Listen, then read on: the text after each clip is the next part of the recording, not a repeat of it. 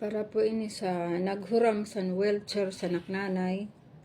Duha po ito nga wheelchair nga gimparok. Para po ito sa naptatay nga sa naknanay. Tagsayo po sira.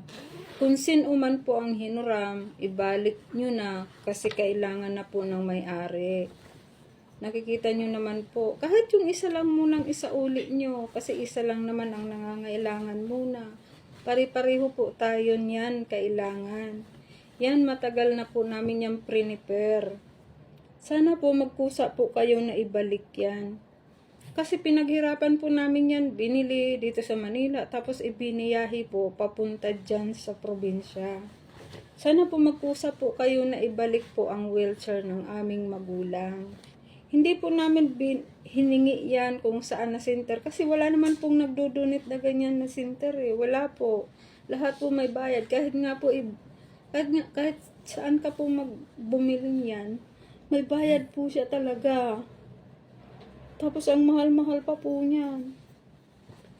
Tapos ngayon po, kailangan na po ng magulang namin. Bakit hindi nyo po ibalik? Pakibalik na lang po, parang awa nyo na. Kasi yung may-ari po niyan, kawawa din. Hindi po siya makagamit. Siya po ang binilhan namin po niyan. Sana po magkusa kayo na ibalik yan. Kasi po yung mga tao dyan, nahihiya. Pero pag kami po ang makauwi dyan, kami po mismo ang kukuha sa inyo. Yan. Kaya, diba? Sana po magkusa po kayo. Kung nakinabang na po kayo ng maraming taon sa wheelchair, sana po wag nyo, kung nakita nyo po yung pinagbilhan naman namin, kung kailangan na nila, ibalik nyo naman po.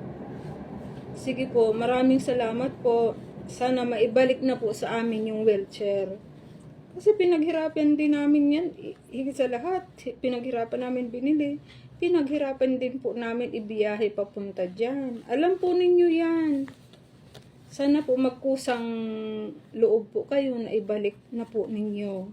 Salamat ng marami po. Hayaan nyo po, pag gumaling na ulit yung nanay ko, pag makalakad na ulit, ipapahiram din po namin. Punta lang po kayo lagi. Kung halimbawa, magpapadoktor kayo, hiramin po ninyo.